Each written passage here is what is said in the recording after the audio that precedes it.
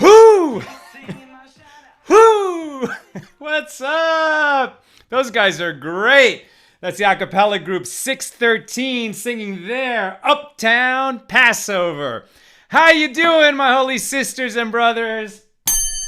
Let's light up the darkness. Man, it's almost Shabbos. Baruch Hashem. Thank God. Oh, it's been a tough week and a good week and a great week. We're very excited. We're in the throes of our annual campaign. We've just gotten started. We're 2 days into it. And we're at 28% of our goal. So many people here in AT Daily that are regular participants in the class have already donated. Thank you so much. We truly appreciate it. You're enabling us. I mean, we produced 400 videos last year, including more than 300 episodes of AT Daily, all kinds of other content. We're sharing Torah with the world. Thank you for partnering with us. Nina's going to put the link in the comments, donate.accidentaltalmudist.org. And even if you're not sure about donating, go to the link and see the video, the highlight video of what we've done this year. We've been in so many times and places. It's been a crazy year, but also the stuff that we do in a normal time, and God willing, it'll be normal again. Check out the video. It will make your pulse race a little bit. That's at donate.accidentaltalmudist.org. Okay, who's with us tonight? Yehuda Sobel from Florence, South Carolina. Yehuda, you're so often the first one. Well done. Shkoyach. Maybe you be strengthened. When we get up early to do a mitzvah, when we jump on it, it's a big deal. And this whole gang right here is the people who are usually there first. Yehuda and Paula from Chicago and Tom from Pennsylvania and Stephen from Dover, New Hampshire, Melissa in Great Neck and John in Sedona and James in Indianapolis. Sharon Frant Brooks, who's dedicating tonight's show. I'll get there in a moment. From Lebanon, New Jersey. Also a new name here, Asa Turk 7. I think I've seen your name before, but welcome from California. Let's see, who's over here? Gail from Virginia. And Renee Fought says Indianapolis in the house. Lucy, welcome. Always good to see your name from Minnesota. Angie from Columbus. Sue Strauss in the house. From Chicago, and she says, love this music, listened to it ever since it came out. PK Sakara says, shalom. Howard says, Ottawa in the house. Judy Hart, shalom from Anaheim. Fred Pereira, shalom from Miami Beach. And he says, extravagant. I guess he loves the music. Paula says that the music sounds like that Bruno Mars song. Exactly. Stainer von Breitenborn is shalom from Newark, Delaware. PK is watching from Colorado. Scott from Columbus. Yehuda has a bunch of smiley faces. Janice with us from Dallas. Penina, shalom from New York. And over there on the YouTube side, Lynn with us saying from North Texas.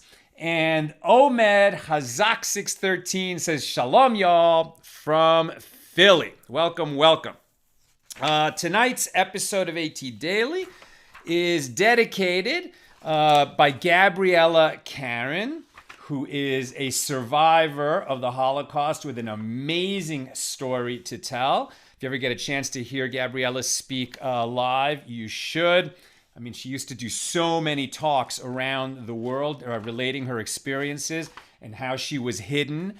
She and a family, I think, of 9 people in a 1-bedroom apartment by a young non-Jewish lawyer. Can you imagine? This is a young man, I think in his late 20s or early 30s, who hid a family of 9 in his 1-bedroom apartment and saved their lives. He has been recognized as righteous among the nations by Yad Vashem. Tragically, Gabriella lost her husband some years ago, but then she met a wonderful man, Bob Geminder, who's also a survivor with an amazing story to tell. They would, tell their stories on the survivor circuit, as it were. And it was a beautiful love that they had for several years. And unfortunately, we lost Bob. last year. So Gabriella is dedicating tonight's episode in memory of Bob Geminder. We miss you, Bob. Thank you, Gabriella. May Bob's memory always be for a blessing, and may our learning tonight take him a little further in the merit of it in the world of souls, and may it also be a merit and a credit to you, Gabriella. Sharon Fran Brooks dedicating tonight's show for the complete healing of my friend Moshe Shlomo ben Rivka Leah. May Moshe Shlomo ben Rivka Leah have a refuah shlema, a complete healing of body, mind, spirit. May that healing not only be complete, but may it be speedy, and we say amen. All right, we've got a really interesting daf tonight. Where are we holding? This is daf Yud based, page 12 of we're on page 12, yeah. Page 12 of Tractate Pesachim, the fourth volume of the Talmud, the laws of Passover. We're in chapter 1, and we're continuing our discussion of the fourth Mishna. So the fourth Mishna is... So this is we're in ancient Israel, and we're in the environs of Jerusalem, and Passover is starting tonight. So last night on the 14th of Nisan, we cleared out the chametz from our homes, and these laws are going to apply not only when the temple is standing, but it was more visual and sort of exciting and dramatic when we really were in Jerusalem. So last night on the 14th of Nisan, we cleared the chametz out of our homes, but we didn't remove it. We didn't destroy it. We just contained it in one sealed place, as we discussed, so that a mouse or a marten wouldn't get in, drag some of the chametz, the leaven, out of our kitchen, and then we have to search the house again. We didn't destroy it last night, or actually officially remove it, because this morning we're still allowed to eat it. And the dispute in our Mishnah is until what time are we allowed to eat it? So Rabbi Meir says, where am I? So Rabbi Meir says until the end of the 5th hour. Let me just make sure I've got it right.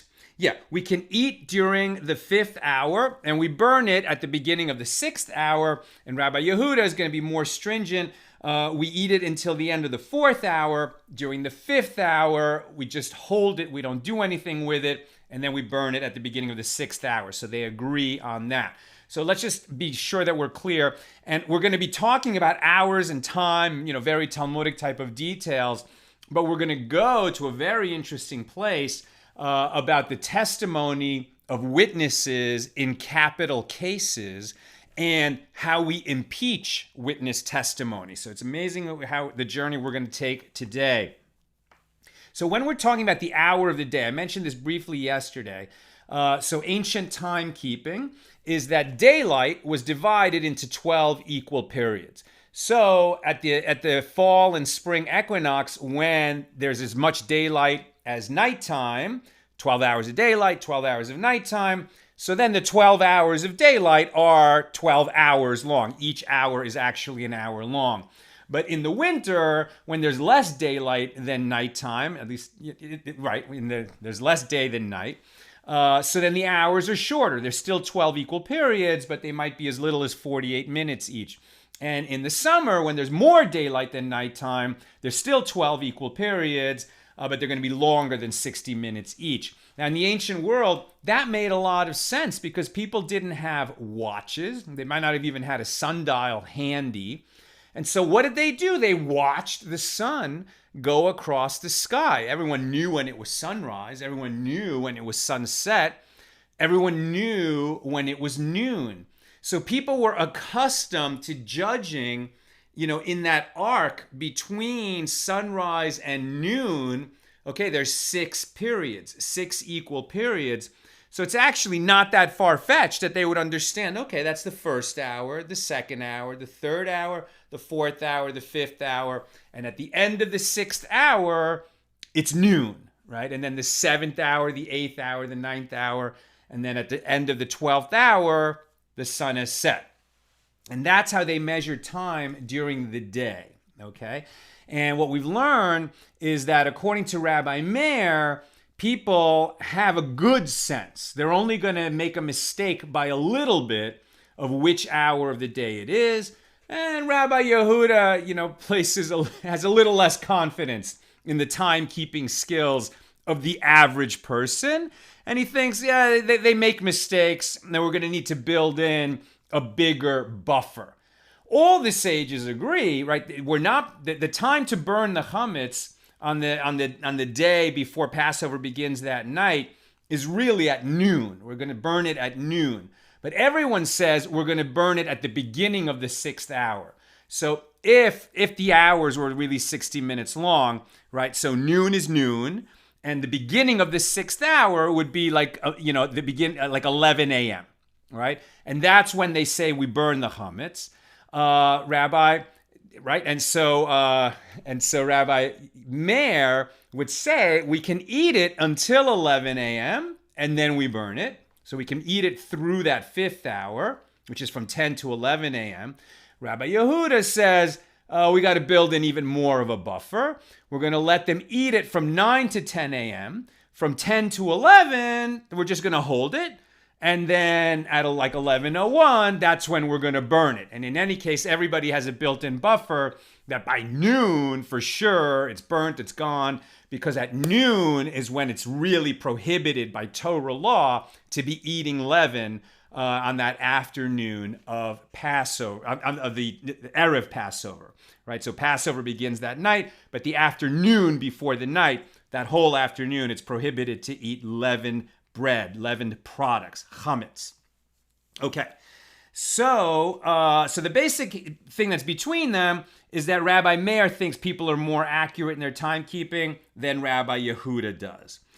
And as we saw at the end of yesterday, they looked over at the law of the testimony of witnesses in a capital case. So in a capital case, the accused stands before the court. He's accused of murder. All right. So if he's found guilty, the court is going to impose execution. Right. The punishment for murder is execution under Jewish law. So if they find him guilty, this court, these judges are going to execute. Now, the way that the rabbinic court worked in ancient times is there was no lawyer for the prosecution and another lawyer for the defense. The judge was also the examining magistrate. I think that's probably still exists in some other countries. In America, so you have counsel, right? There's a prosecutor and a defense attorney, and the judge is going to be the finder of fact, and if there's a jury, the jury is the finder of fact, but there are these advocates. In a rabbinic court, the rabbis who stand as the judges, and if it's a capital crime, there's going to be quite a few judges. I think minimum 23, and it might even be, like 70, 71 judges in a capital case. But it's the rabbis, who are going to examine the witnesses. Now, the law of capital cases is not really what tonight's page is about. We're going to cover that later in our journey through the Talmud.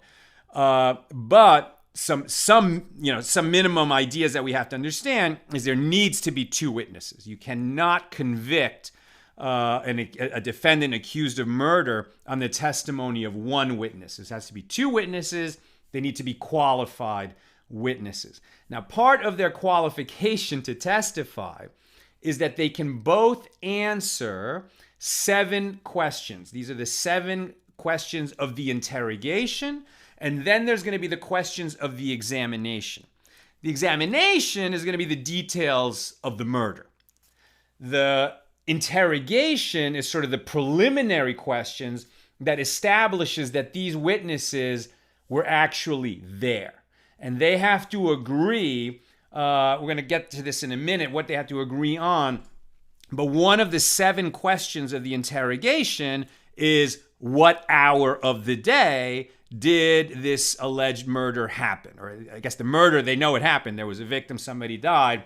But at what time did the murder happen, which these 2 witnesses saw? Okay. Now, if one says it happened in the 3rd hour, and the other one says it happened in the 4th hour, then all agree that this is not necessarily a contradiction in their testimony. Rabbi Meir is saying they might only be a few minutes off. Okay? I mean, basically, Rabbi Meir says if they say they're 1 hour apart, one said the third hour, the other one said the fourth hour, that's close enough because people can make a mistake by as much as an hour. And Rabbi Yehuda said people make mistakes even as much as 2 hours. So if one says the second hour of the day and the other one says the fourth hour of the day, it doesn't mean that there's a discrepancy in their testimony. It's that they've made a mistake in knowing what time of day it was, because people are not so exact in figuring out the time of day from watching the sun move across the sky. Plus, it might have been cloudy that day, and then, if you're judging everything about the sun's progress across the sky, you have to know what time of year it is, how high in the sky it's going to be. You have to know where east and west are. You have to be the kind of person that keeps an eye on the sun. And then if it's cloudy, all bets are off, right? So Rabbi Yehuda says we shouldn't discredit the testimony of these witnesses, even if the discrepancy between them is as much as 2 hours. Now, more than 2 hours, even Rabbi Yehuda would agree, we have to disqualify these witnesses. Their testimony is going to be void because they can't even agree what time the murder happened. Now, understand that the judges who are examining this defendant, it's not like a modern court, right, where if the prosecutor makes a good enough case and the defense attorney makes a decent defense but not good enough, and then it beyond a reasonable doubt they've established, so that's it. The law says we're going to execute this murderer. There in a rabbinic court, it's like they're looking for a reason to let the murderer off. Tragically, that's the way it is, and it has to be. Because if they make a mistake, it's not like you imprison someone and they can get out later. It's not like if you say, guilty, death sentence, and then they're going to go on death row for years and years. And then there's going to be times for appeals, etc. And then, maybe we can find better evidence later and get them off. If these judges say guilty, so then the death sentence is going to be carried out right away. And obviously that's a permanent, punishment that cannot be undone when new evidence comes in later. So the judges are going to be super cautious. And if there's some kind of discrepancy between these two witnesses, and there have to be at least two witnesses, then they will dismiss. So they need the testimony of the two witnesses to line up well. Now, Abaye looks at the difference between Rabbi Meir, who says 1 hour apart, we accept the testimony. Rabbi Yehuda says 2 hours. We accept, if they say that the time of the murder was 2 hours difference between one witness and the other, we would still accept because people are just, making a mistake in guessing what time it all happened. Their understanding of what time it happened. Abaye looks at the difference between Rabbi Meir and Rabbi Yehuda, and Abaye says, well, Rabbi Meir, he's saying that people actually have a very accurate sense of time. Because what he's really saying is, okay, well, one witness says it happened in the third hour, and the other witness says it happened in the fourth hour. But really what's happening is it happened at the end of the third hour, according to one witness, and it happened at the beginning of the fourth hour, according to the other witness. So they might only be a few minutes apart. And what is Rabbi Yehuda saying? He's saying that the witnesses are really only half an hour apart, right? Because he says it's 2 hours. It could a 2 hour discrepancy between their testimony. We're going to accept it.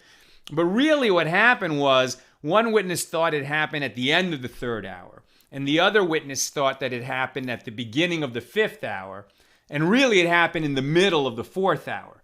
So between the end of the third hour and the middle of the fourth hour, it's about half an hour difference. Let's say it's 31 minutes. And between the beginning of the fifth hour and the middle of the fourth hour, it's like 31 minutes, about half an hour. So Rabbi Yehuda is saying that, well, people's time sense is pretty good. I mean, imagine if you were judging the time of day by the arc of the sun across the sky, and you were good to within half an hour. That's a pretty good time scheme. You would have a much better sense of time if you weren't relying on smartphones and watches and smartwatches and town clocks and, church bells and all these other things that only came much later. Maybe in a town there was somebody calling out the hours of the day, but maybe not, depending on where you were, where this murder happened. So the way Abaye sees the difference between Rabbi Meir and Rabbi Yehuda, Rabbi Meir says people are very accurate, just a few minutes apart. And Rabbi Yehuda says, yeah, they're up to about a half hour off. And so this 2-hour discrepancy between the testimonies is really not that big a deal. That's the way Abaye sees the difference between Meir and Yehuda. And some say that what Abaye's view of it was, according to Meir, off by a few minutes. According to Yehuda, off by an hour and a few minutes, right? So when he says that it happened in the 3rd hour, okay, and the other one says the 5th hour, it's really that one was thinking the end of the 3rd hour. It actually happened at the beginning of the 5th hour. So the spread is only like an hour and a few minutes, even according to Rabbi Yehuda, the way Abaye sees this, right? But then Rava comes along and he says, no. You're, Abaye, the way you're interpreting the difference between Rabbi Meir and Rabbi Yehuda is way too optimistic about what they were saying and about people's ability to gauge time. Says Rava, if one said it happened in the 3rd hour and the other one said it happened in the 4th hour, which Rabbi Meir would say the testimony of these two witnesses is accepted, it could be that it happened that one thought it happened at the beginning of the 3rd hour, and the other one thought it happened at the end of the 4th hour, and already they're almost 2 hours apart. And by the same reasoning, if we take Rabbi Yehuda's view of it and accept that kind of discrepancy between the two witnesses in the capital case, it could be that it happened at the beginning of the 2nd hour, according to one witness, and at the end of the 4th hour, according to the other witness. And now they're testifying that that the murder, according to one, happened 3 hours, just a shade under 3 hours different than what the other witness said. So asks Rava, are we really going to execute a defendant in a capital case when the two witnesses that need to agree with each other are actually 3 hours apart on when this murder happened? Are we really going to give a sentence of execution, say guilty, and then kill that man right then and there? That's not what we're about in a rabbinic court, says Rava. So we have to be much more careful than that. Right now, before we go further, let's see exactly why the time scheme has to be. Because after all, we might say, well, does it matter that much what time of day it was? If they each say, I saw, Joe come up with a knife, hold it up high, stab Harry in the chest, blood flew, he fell on the street, it happened at, 5th and Waverly, and like all the details of the murder are the same according to both witnesses, and the only difference was the time of day. Well, does it really matter if one says it happened at the beginning of the 2nd hour, and the other one says a few minutes later than that, or an hour later than that, or 2 hours later than that, or 3 hours later than that? What difference does it really make? They know all the details of the murder, so they're not good at telling the time of day. But the reason that it matters is because we can disqualify even a pair of witnesses that agree on all the details of the testimony, even the time, if another pair of witnesses comes by and says that first set of witnesses, they are false and conspiring witnesses. They're here because they hate the defendant and they want the defendant to be executed because they have a feud with him, because they're getting paid, because they stand to inherit his property. They're his neighbors. They're going to take over his property. They're his relatives who hate him. They have some ulterior motive for bringing this testimony. And how are we going to prove that? Because this second set of witnesses, and again, it has to be two, is going to come and say, these witnesses who say they were there at the time that the crime happened, They were with us somewhere else, right? So it's like these witnesses are discrediting the first witnesses by saying they weren't there. They weren't at the crime. There was only the defendant and the victim and these two witnesses who say they were there, but they couldn't have been there because they were with us at another location at the same time that they're alleging they were there to witness the crime. So now we see why these first 7 questions, called the interrogation as opposed to the examination, has to be quite precise, because it has to be established when and where this thing happened, because there may be other witnesses who say, no, those first 2 witnesses are false and conspiring, and we know that because they were with us. So what are the 7 questions of the interrogation? They are: which 7-year cycle of the Shemitah, which Shemitah cycle? In other words, in ancient Israel, every 7 years, it was a sabbatical for the land, and the farmers would not plant. And so everyone was aware that there's, 6 regular years, and then there's the 7th year when the farmers are not farming and the land is resting. And so it's sort of different conditions throughout the year, throughout the land, and everyone knows when it's a sabbatical year. So the first question is, which 7-year cycle, right? Was this cycle, or did this happen? There doesn't seem to be a statute of limitations. If you're saying, if we're going to have a crime where the witnesses are going to testify that this murder happened, 10 years ago, so then they would say it was in the previous cycle of the Shemitah. And then which year of the cycle? Was it the 1st, 2nd, 3rd, 4th, 5th, 6th, or 7th year of that cycle? Which month of the year? Which date of the month? Which day of the week? And now, of course, our question that we've been arguing about, and this is going to have implications in the law of removing chametz on the day before Passover: what hour of the day? And finally, where? Where did this happen? Right? So these 7 questions are not about the details of the murder at all, except to establish which sabbatical cycle, which year of the cycle, which month of the year, which date of the month, which day of the week, what time of the day, and where did it happen. And they have to testify to those things under oath, of course. And it has to be the same. So if the 2 witnesses disagree on any of those 7 questions, boom, already the testimony is void, and we're not going to be able to convict the defendant. If they agree on those things, then, then we can proceed to the examination. And if indeed a murder was committed, then the defendant can be found guilty, and then he would have to be executed. But there's going to be this opportunity that once they establish these 7 questions of the interrogation, that a second set of witnesses could come forward and say, no, they were with us. Now, if it can be proven that the first set of witnesses was actually conspiring and lying to have somebody killed, or it could actually be a property crime as well.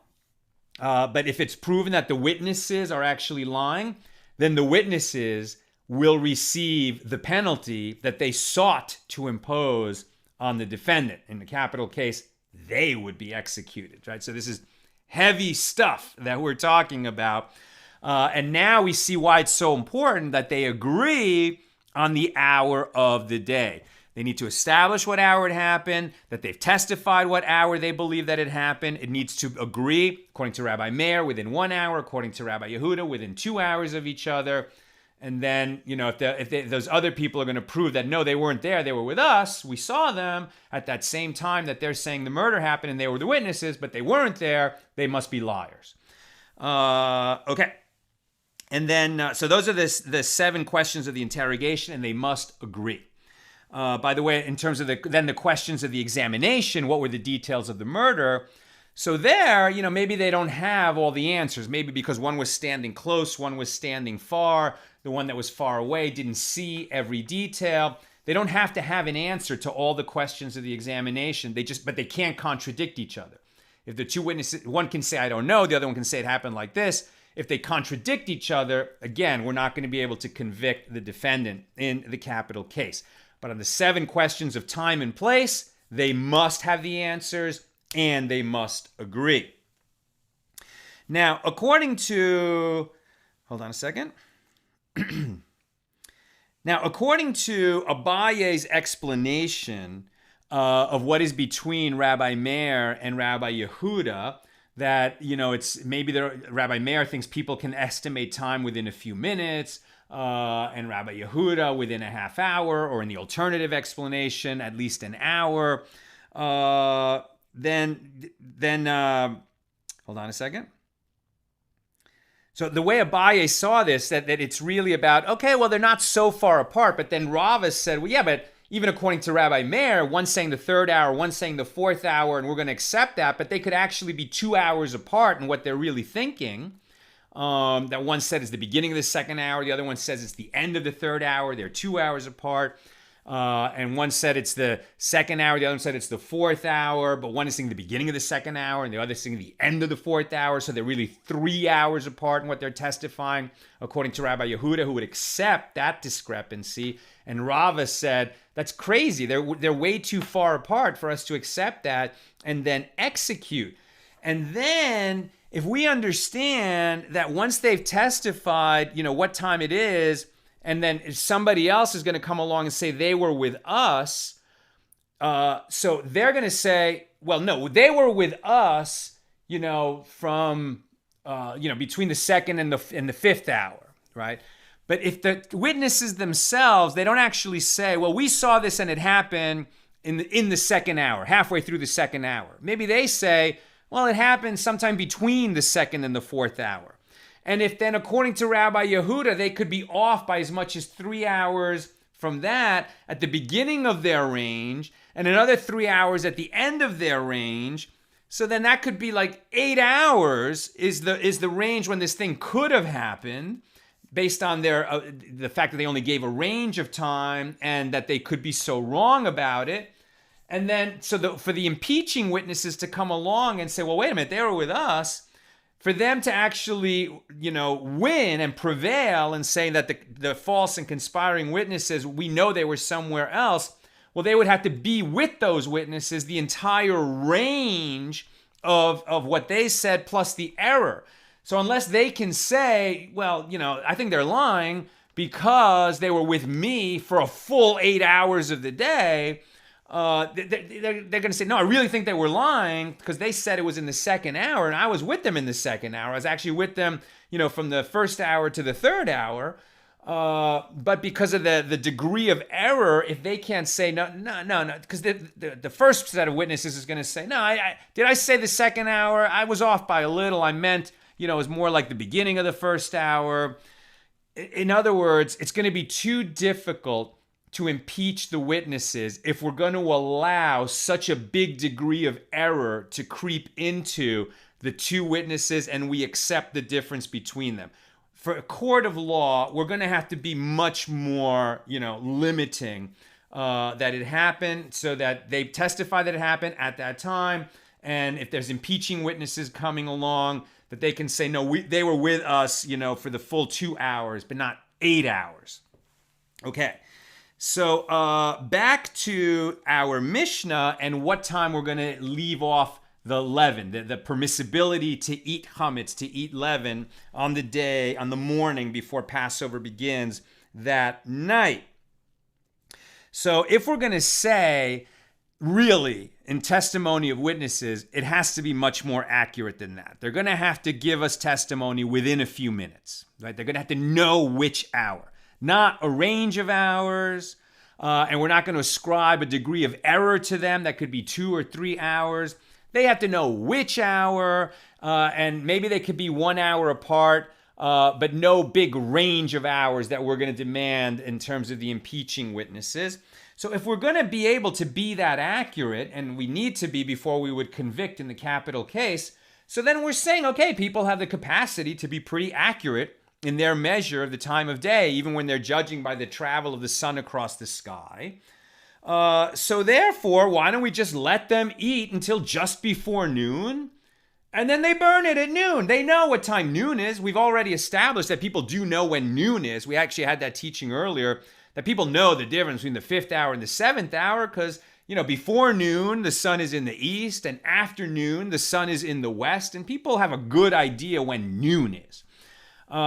So why don't we just let them, since biblically they're permitted to eat leaven until noon, so let them eat until just before noon, and then they burn it just after noon. What do we need? Even according to the rabbis, we have an hour. We burn the chametz at the beginning of 11 o'clock, let's say, the beginning of the 6th hour. Why do we monkey with that? Do people have a good idea of what time noon is, etc.? And Abaye answers, well, listen. We're saying we're going to demand that people be accurate in a capital case where a defendant might be executed because these witnesses that are going to come forward, first of all, they know they're going to be examined, and they're not going to come forward unless they had a good idea what time it was. These are vigilant people, right? They know they're going to be cross-examined, so they really thought through what time it happened, and they're ready to answer that question. But when we're talking about imposing a decree on the whole population, and if they're wrong, they're going to come to commit a biblical sin, an avei, or a transgression by eating chametz in the afternoon of the 14th of the Hebrew month of Nisan. We just can't assume that everyone is as vigilant and careful about what time it is as witnesses in a capital case. The average person, with respect to their chametz, they're much more likely to make an error. So that's why we need a buffer. So at the very least, we're going to tell them to burn their chametz about an hour before noon, the beginning of the 6th hour, not at the end of the 6th hour.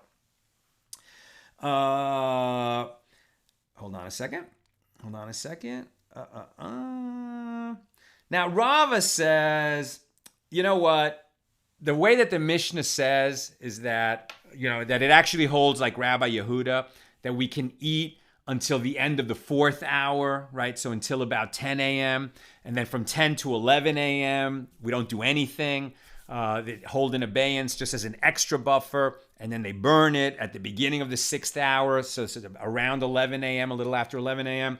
The reason we do it that way isn't so much that people can't tell time accurately. It's actually not based on that at all. It's because the correct way to get rid of our chametz is to burn it. And since they, collected it and got it ready for burning in the morning, and then they're going to have this fire about an hour before noon. So in that hour in between, when they can no longer eat it and when they have to burn it, what are they doing? They're building a fire. Maybe they have to even gather wood. They have to put the fire together. They have to get it burning. They have to get it burning and, get it hot enough to burn all their chametz. So they need that hour just to get the fire going. That's what that hour is about, says Rava. Ravina says, nah, wait a minute. They don't have to burn it. Burning is the ideal way to remove chametz from our possession.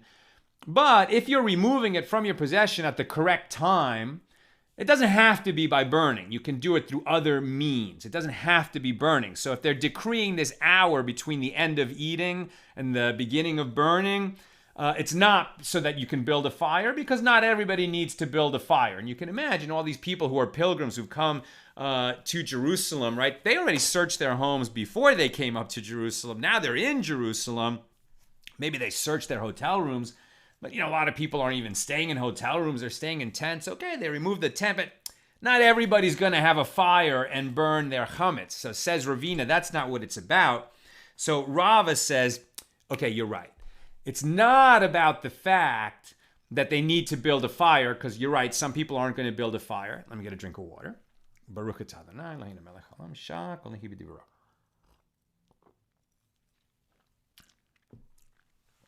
Excuse me. It's not so much that everybody needs to build a fire. It's that we need this extra hour as a buffer because people make a mistake, because people are pretty good. Not everybody the same good, but somewhat good. Some very good at estimating time, some less good. But everybody's going to have more trouble telling what time it is if it's a cloudy day. So if it's a totally overcast sky, not so clear what time of day it is. So for that reason, we're going to say that they can, according to Rabbi Yehuda, they can eat until the end of the 4th hour, and then they hold it for the 5th hour, and then they burn it at the beginning of the 6th. Now, why does he choose the 4th hour? Is it because people don't have a good estimate of time, and they're off by as much as 2 hours, which was Rabbi Yehuda's position on the discrepancy in time between the testimony of 2 witnesses in a capital case. People make a mistake up to 2 hours. Is that why we're saying that they're going to be able to eat until the 4th hour? No. The reason that Rabbi Yehuda says you can eat it up until the end of the 4th hour is because everybody knows when the 4th hour is, even on a cloudy day. Why does everyone know when the 4th hour of the day is, even on a cloudy day? In ancient Israel, when they didn't have clocks and they didn't necessarily have somebody, like yelling out the times, like a town caller, etc. Why does everybody know when the 4th hour is? Because that's when most people eat their first meal of the day, in the 4th hour. Says the Gemara, and it's Rav Papa who says most people eat in the 4th hour of the day. But then the sages tell us, different people eat their first meal of the day at different times. Now, I want to tell you, before I tell you these categories of people and what time they eat, most of us who grew up, like in America, I'm in my 50s. So those of us who grew up in the 70s, especially in the 70s, that's when that big campaign was going on in America about breakfast is the most important meal of the day. If you don't get your day started with a good breakfast, you're going to be behind all day long. Huge advertising campaign, not only on TV, but in the schools, telling us how important it is to have a good breakfast every day. You know who paid for that campaign and those commercials? The cereal makers, the breakfast cereal makers of America. Some people, they do want to have that early meal. There's a good reason to. But it's not that every human needs a big meal first thing when they get up. For a lot of people, that's a terrible idea. I recommend, I'm no expert on health and nutrition, but if this is the first you're hearing of this, look it up, Google it, do a little research on when you should have your first meal of the day. Learn a little about intermittent fasting. This is something I've been getting more and more into. I know a lot of my friends are. It's like, if you don't eat until lunchtime, you will actually find that you lose nothing. You have plenty of energy. This morning I got up early, and in the morning I did a pretty intense workout, and I didn't eat till later. I just I was busy. I was working, I had other things to do, so I didn't end up eating until, actually well afternoon. And I was fine, absolutely fine. I had no loss of energy in the morning. So this business of you have to have a really big meal first thing and have 3 meals a day, that's not the way people have been for most of the history of humanity. Most people, for most of the times in history, had, either 1 or 2 meals a day. Hunter-gatherers, maybe they ate when they found. But most times, like in this world, the normal thing was 2 meals a day. So the question was, when is that first meal? And there's 6 categories of people who are having their first meal of the day according to when they have it.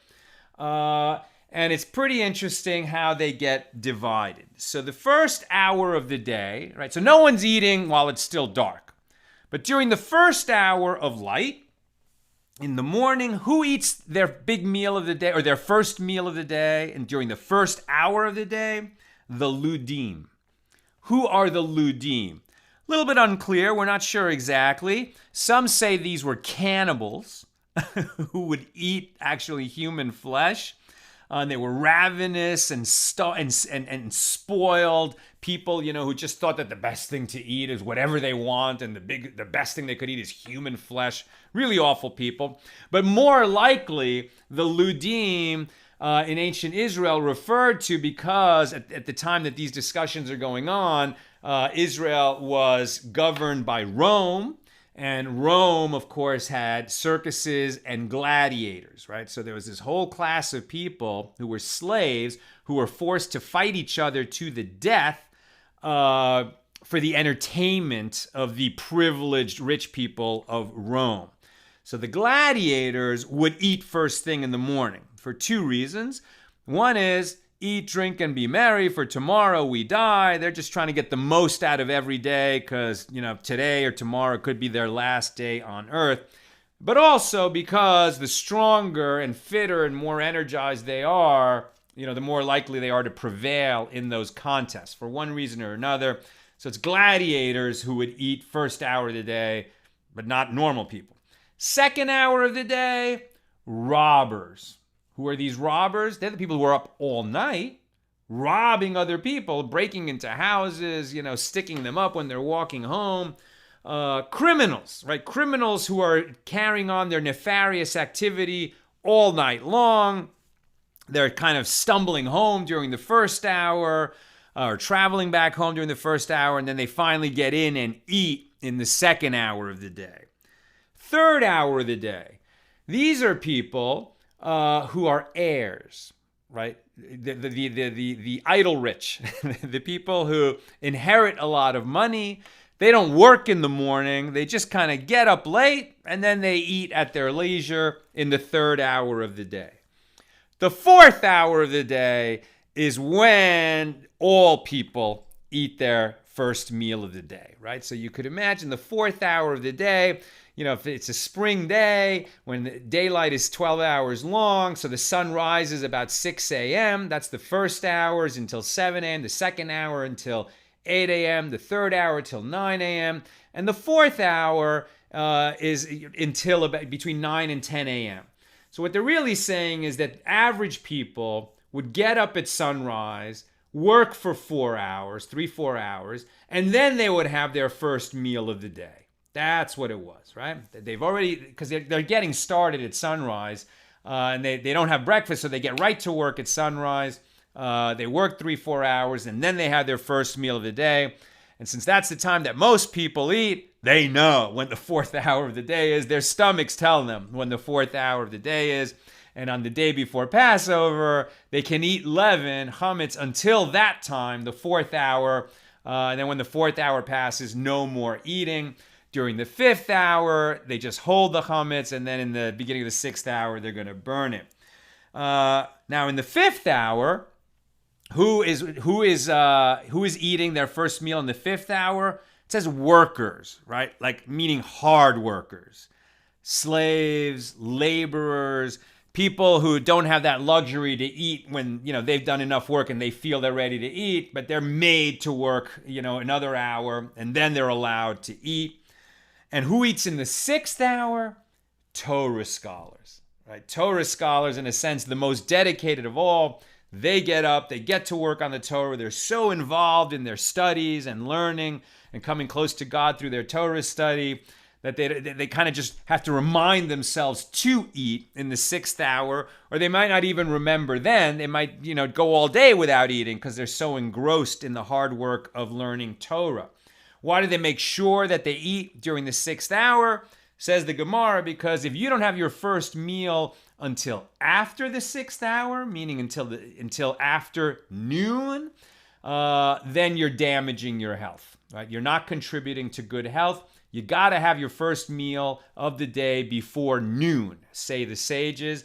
So what I did today was not quite right. It's fine to not eat all morning, but you got to have your first meal by noon, say the sages. And Abaye says, well, we only say that you have to have your first meal before noon or you're damaging yourself if you haven't tasted something. If you taste something during the morning, then you could have your first meal later, right? So you got to, if you're going to be really engrossed in your work all morning, at least have a little snack, a little something, and then you don't have to have your real first meal of the day until, later in the afternoon when you're ready to do that. So first hour, ludim, gladiators. Second hour, robbers. Third hour, the idle rich, the heirs. Fourth hour, all people. Fifth hour, workers, hard workers, laborers. Sixth hour, Torah scholars, is when people have their first meal of the day. Okay. Final note before we leave this page. I'm coming to comments and questions. Final note on testimony. Rav Shimi Bar Ashi said, courts aren't going to be so quick to dismiss the testimony of two witnesses when the only thing they disagree about is the hour of the day. Maybe he's saying courts are going to be even more lenient than Rabbi Meir or even Rabbi Yehuda would be on a discrepancy in the hour of the day. However, if one witness said it happened before sunrise and the other witness said it happened after sunrise, for sure they're going to dismiss that testimony because they don't line up and they're going to void that testimony. But then the Gemara clarifies, in fact, that's so obvious before and after sunrise. Anybody could tell that. But they would even void the testimony if one said it happened before sunrise and the other one said it happened during sunrise. If that's what they're saying, because people should know that, whether it's before or during sunrise. So if they disagree on that, then the defendant is going to walk, as it were. All right, coming to comments and questions now. Let me mention one more time here at the end of the show. This is our annual campaign season. If you enjoy what we do, if you want to be part of it, we teach Torah to a vast audience. We produced 400 videos last year, including over 300 episodes of AT Daily. We light up the nations. We really take the beauty, the light of Jewish wisdom and put it out there for so many people. There's so many people out there that are learning with us that would not be learning at all otherwise. So join our work, contribute to our nonprofit, and become our partner in the enormous merit, both in this world and the next, of enabling that Torah to reach so many people. The link is in the comments. Nina put it there. It's donate.accidentaltalmudist.org. And you should go there and see the video that sort of shows what we do. It's first of all, it's really great music and very exciting. And you got to see that video, even if you're not going to donate. Make sure you check out that video. It's worth watching. All right. Comments and questions. Isn't this, did I say Yud Aleph? This is page 12. Sorry. Thanks, Lucy. I thought I said Yud Beis, right? Are we? Yeah, we're studying page 12. I'm sorry if I said that wrong at the beginning. Yes, we're studying page 12 of Tractate Pesachim, in Hebrew, Yud Beis, right? Yud is 10, Beis is 2. So we are doing the 12th page of Tractate Pesachim. Tom, the Art Scroll Sitter calls this the variable hour. I've been reading in the Koran, so just let me know, Tom, what the variable hour, are we talking about the 6th hour? I think maybe I'm not sure what the variable hour means. I would have to look. Okay. I'm not sure what Nina is telling me right there. I'm coming back. Oh, it was incorrect in the header about, this is page 11, but we're studying page 12. We'll fix the header afterwards. Thank you, Lucy, for letting us know. In terms of the variable hour, does it mean the 6th hour? Just let me know. I'm not sure what that term means. Sharon Brooks says, interesting that my friend, for whom I donated to dedicate today's class for his healing, is a lawyer and a judge in Brooklyn. He would love this daf.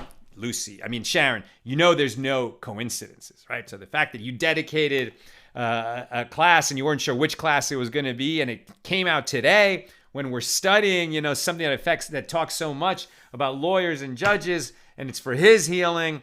Perhaps Hashem is giving us a sign that your friend is going to get the complete healing, a complete and speedy recovery. And a big shkoyak to you for donating and dedicating today's class to his healing. It's a wonderful gesture, my friends, donating to our cause. And if it's the suggested donation for dedicating a class is $180, but the minimum is $54. And then you can dedicate a class to the honor or the memory or the healing of someone. It's a beautiful way to acknowledge them and their role in your life. Renee Fought, I'm a lawyer too. I love the Daf Ray conflicting testimony. People are still not altogether solid with time chronologies. That's for sure. I will confess I'm a recovering attorney. I was a lawyer briefly. Back in, I went to law school in New York, and then I was a corporate lawyer on Wall Street for a year and a half, but it wasn't for me. And then I ended up going to film school out here in California. That's what brought me out here to go to UCLA Film School. So I don't practice law and haven't in 30 years, but I say a recovering lawyer because there is something about the training that lawyers receive in just being specific and making distinctions between ideas, between times of day, between guilt and not guilt, between the various shadings, the nuances, but learning how to describe those things accurately, the language of a lawyer. It's actually a beautiful, beautiful art. And while I didn't enjoy being a corporate lawyer and whatever, the kind of work that I was doing was not that emotional, I have also in my life, when I was in film school, I did part-time work for an immigration lawyer where the clients were not, big companies financing aircraft engines, but were individuals for whom the outcome of their case was, so emotional and important. And lawyers who are doing that kind of work, all kinds of legal work, and they put all their heart and soul into it and conduct themselves, with great integrity and dignity. It's a beautiful profession. It gets maligned a lot, and it shouldn't. Lawyers who put their heart and soul into it, beautiful, and we admire them. Not every lawyer is like that, but most are. Sharon says, is there consideration that some people don't have good orientation to time, either in the passage of time or specificity of the hour? Some folks have deficits in this skill set. Of course, right? And that's what Rabbi Yehuda is saying. And so, on the one hand, we want to account for that and, help people not come to make a mistake and eat chametz past the time where it's permitted to them. On the other hand, we want to be very careful in acknowledging that people may not be so good at time. But as Rava says, if two witnesses are saying, one says the second hour, one says the fourth hour, and they could actually be as much as 3 hours apart, are we really going to, find the defendant guilty and execute him when, what their testimony could actually have a huge discrepancy in it and make it impossible for impeaching witnesses to say, no, they were with us the entire time that they're saying that they were witnessing this murder. In fact, they were with us. But for them to, cover the potential spread, that they were with us, not witnessing a murder, they might have to say, well, 2 hours either end of the beginning, 2 hours either end of the end. It's like too big. It's too big. So even though people aren't so good at telling time, in a capital case, we're going to demand that they be accurate, or we're not going to execute, right? Especially in the ancient world where there was no appeal and they didn't have the kinds of forensic technologies that are available today. Sharon says, are they also assuming prayer is happening in those first hours? Yeah, this idea of the first hour, second, third hour of the day, it comes up a lot in the Talmud. And yes, with respect to the time of prayer and the time of the morning Shema and the time of the morning prayer, and when things can happen, that's where we started our journey in the Talmud. From when may we say the evening Shema? From when may we say the morning Shema? So yes, there's definitely have implications of these hours of the day and other aspects of ritual life in Judaism. And Stainer Van Breitenborn says, small quibble, gladiators were too valuable to be regularly killed in the arena, and so rarely were. Okay, thank you. I wasn't aware of that. But they could die, so maybe that's why they were quick to eat in the morning. But at any rate, in our discussion here, perhaps the sages are being a little bit colorful and saying there's not many people who have their first meal of the day in the first hour. It's an unusual circumstance. And so we're not even sure what this word ludim means, right? Some say cannibals, some say gladiators. Certainly not the average person. Okay, that's what I've got for us today. Hope you learned something interesting, not just about until when we may eat chametz on the morning before Passover, but how capital cases were conducted in ancient Israel with respect to the witnesses whose testimony has to correlate with each other and be established in time and place, just so that there's the possibility of impeaching witnesses to come along and say, actually, these people are liars, and they've gotten together to assign the details and, to go over the details so that they can testify against this innocent person. These were the kinds of checks and balances that were available to a beis din, to a rabbinic court, at that time. That's what I've got. Have a wonderful evening. And with God's help, we'll be together again tomorrow. The regular time for Fridays is noon Pacific. All the best.